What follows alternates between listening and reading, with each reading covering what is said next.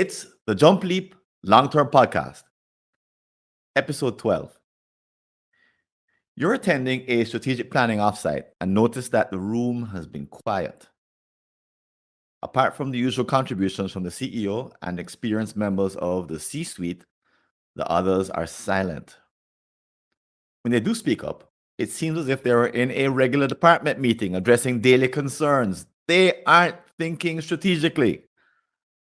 You want to intervene, but don't even know, where to begin. Tune into this episode to hear from me and my special guest, Svyatoslav Biryulin, as we solve this wicked problem together. I'm Francis Wade, and welcome to the Jump Leap Long Term Podcast.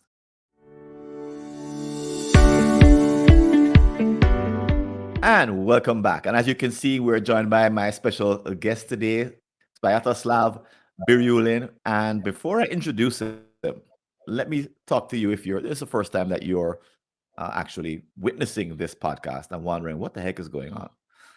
Well, this is a problem-solving discussion. It's unlike other podcasts you may have listened to, which mostly follow an interview format. Today, we're going to be working together on a single problem related to the introduction that I just gave, the problem of strategic thinking. And to do that, we're going to spend most of our time actually dissecting the problem. Maybe 75% of the episode we'll spend in diagnosis. And as we diagnose and tear apart the solution, tear apart the problem and look at it from different angles, you're going to hear us use a bell, which indicates some brand new insight, some serendipity. So this is a show that's all about creating serendipitous insights. We're having a discussion, and it's almost as if we forget that there's an audience here, but we have the recorder going. Both of us are approaching the problem as if we don't have the answer, but we have indications as to where the answer may lie.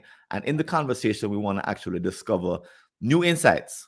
So we're hoping to move the needle in a positive direction and to find some unexpected and unplanned insights, things that we didn't have before the conversation started. Einstein said if he had an hour to solve a problem, he'd spend 55 minutes thinking about the problem and 5 minutes thinking about solutions. And that's what we're going to do today. Our intention is to give you the maximum value. And when you hear us make one of those serendipitous insights that we didn't have before, you'll hear a bell. Now, if we get to the end of the conversation and time runs out and we haven't had any new insights, we'll play a buzzer, which shows that time ran out and here we are. So right before I introduce Svyatoslav, let me tell you a story about Alo. So she's a new executive. She has worked in the company for almost 2 decades, working her way up the ranks. Her hard efforts have paid off, and she developed a reputation for hitting annual targets and engaging others as she's doing so.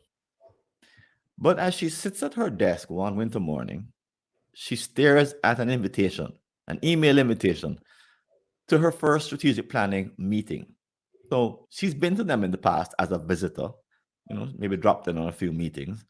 But this time around, it's the first time she's attending as a full participant, where she's there for the entire meeting.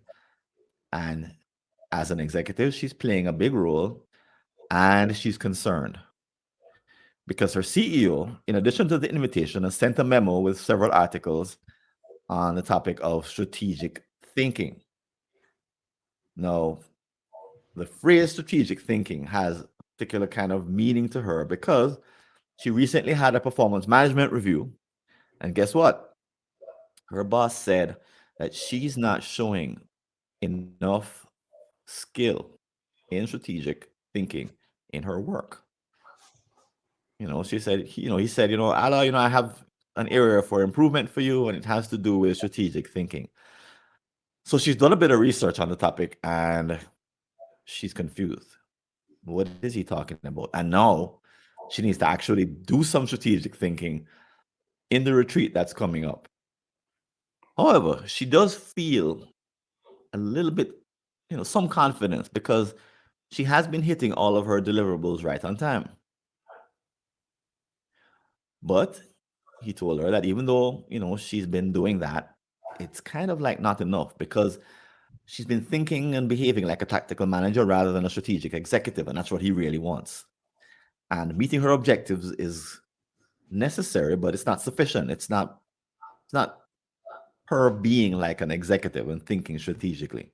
And that's what he really wants. So she's been doing the research, as I said, on the topic. And the more she reads, the more lost she feels. So let me take a moment to introduce our special guest today, Svyatoslav Biryulin. So Svyatoslav is a strategy consultant. He's founded his own strategy consulting boutique over a period of 20 years. He's worked in a number of commercial enterprises and he spent 13 years as a CEO. Since 2012, he's been on a number of boards of directors of companies in various countries, including strategy committees on those boards. He's an active blogger and a publicist, and he lives in Ljubljana, Slovenia. Svyatoslav, welcome to the show. Many thanks for having me. Thanks, Francis. Great. So let's jump right in. What do you think of Ala and the situation that she's in? Does it? I know it rings a bell, but is this one that you have seen in your practice as a strategy consultant? I've not only seen such situations many times. I used to be the same executive. I was promoted quite fast. I used to be middle manager, but due to some circumstances, I was promoted in a year and I became a CEO of the company.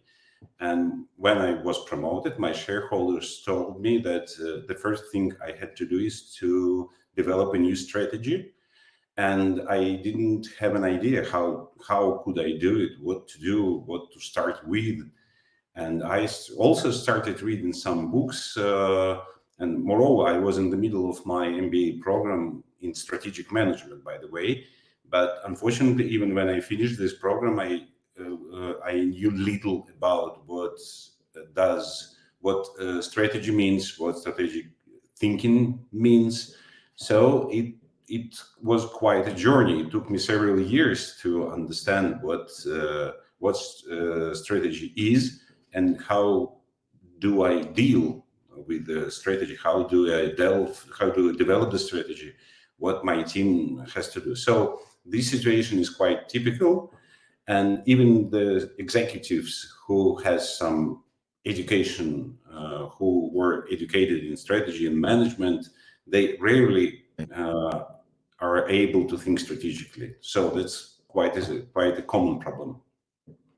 Right. I'd like for us to touch on in a little bit later, kind of why that is that MBAs don't produce people who can run a strategic planning process.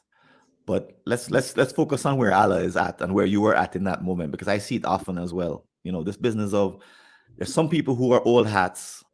I see most CEOs are, if they're experienced, they've been through the strategic planning cycle a few times, and they're in the meeting, and they often spend time talking to the people who are also been around the block a few times. And then there are those who are newer, who aren't used to leading strategy. And it's almost as if the room is split in two.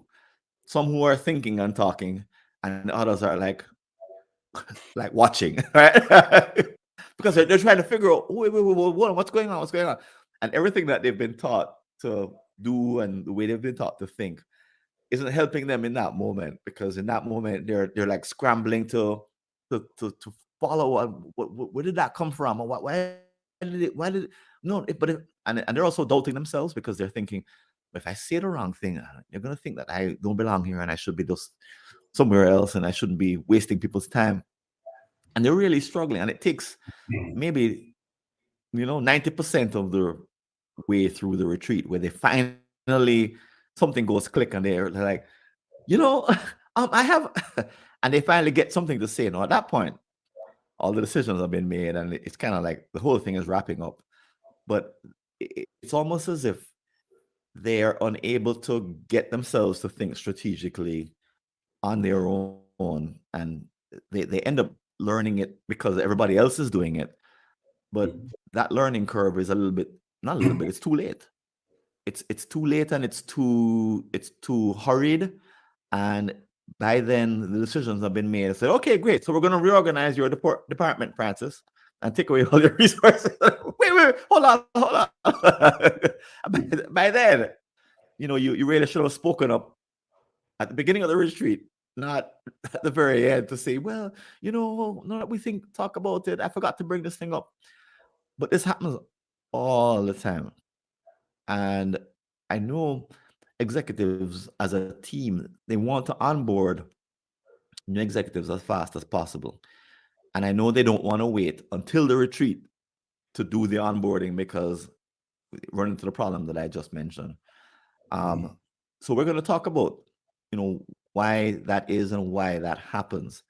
And I think we're on the same page in saying that from my experience anyway, it always happens. This isn't like we're talking about a few people who aren't competent. It's that I've not come across any kind of preparation for someone who's, maybe there's the natural, some natural thinkers out there who are naturally thinking strategically, but there's no way to reliably take a manager and turn them into a strategic manager that I've seen. Does that echo your experience? Hope you're enjoying this free excerpt from the Jump Leap Long-Term Strategy podcast. Interested in finding out more about getting a subscription to full episodes? Visit www.longtermstrategy.info. No, I have seen people who read a lot of books on strategy, who finished courses on strategy, but I believe that strategic thinking is not it's not a skill, it's a mindset. They need to tweak the way they think. And I believe a good manager, a good superior, a good leader, a good boss can be of much help, because I believe that only the strategic thinking can be only taught by example. So if an executive, newly promoted executive, has a strategic thinker as a superior, for instance, as a CEO, they will learn thinking strategically quite quickly. And I believe it's the best way to do it. Unfortunately, I didn't have such superiors, and I had to taught myself by practicing, making a lot of mistakes. But I believe that if the CEO is a strategic thinker, and she or he can give a couple of examples of what it means to think strategically, I believe that if an executive is smart, intelligent, and if she is motivated to learn, she will do it very quickly. Because actually, what does it mean thinking strategically? For me, it's thinking in systems, first of all, because every company is a system, a complex one. There are a lot of processes, a lot of people, a lot of relationships inside the company. So it's a system which is embedded in a more complex system, for instance, a market. And in turn, this second system is also embedded in even bigger system, a society, economics, a country, a culture, and international value chain, and so on. And the quality of work and the quality of strategy, if you want, depends on the quality of the relationships, both inside this initial first system, the company, and depends on the relationships between this system and other systems. And when a person sees this is a complex multi-channel relationships between these systems, as soon as Allah sees it, as soon as she understands that to think strategically, she needs to take all these connections into account and to keep them in mind. I believe since then she will be able to think strategically. All the rest is techniques, frameworks, tools. They will be helpful. But as soon as she sees those complex connections, At least it will be the first and most important step into the world of strategic thinking, from my point of view. Great. Let's hold on to that, because it's a part of the solution, a possible solution. And I know that some of our listeners may be asking or thinking, I don't really understand what the problem is, because if half the room isn't thinking strategically, well, you still have the other half, right? The other part of the organization in a retreat. If only 5 people aren't thinking strategically, well, you can count on the other 5 to do so. Or even the CEO. CEO might be the only person, and the other people aren't. But what's the problem when that companies have when there's a lack of strategic thinking in a retreat, in a meeting, or in a strategic planning process? Why is it a big deal? What have you seen? It's a big deal from my point of view. It's a big deal because strategy is a collective work, and everyone must be involved. Everyone in a conference room, in a boardroom must be involved, because they take part in this meeting not by chance. They take part in this meeting because their functions are critically important for the company from the strategic perspective. For instance, maybe Al works at the HR department. It's right, for example, good example. Very important, or finance department, or right. I don't know, logistics departments, procurement departments. All these parts of the company are critically important from the point of view of the success, for the future success. So they all must be on the same page. And if a CEO sees or realizes that he or she is the only one who thinks strategically, or when half of a team is able to think strategically and another half isn't, the only way, from my point of view, the only thing they can do is to ask right questions. Because when people start thinking of answers, and if those questions are really right, are really strategic questions, they will gradually understand what strategic thinking is about. Right. So I've been on the receiving end of that as a facilitator, where I've talked to somebody before the retreat, and they have some strategic ideas, and then in the retreat, I'm kind of looking at them when the topic comes up, and they're like blank. They're not speaking up. They're not doing what they're supposed to do. Right? They're not taking the conversation, not leading the conversation the way it should. And even the CEO might be, sometimes hinting that, Allah, given that you're the head of HR, what do you think? And Allah is like, I agree.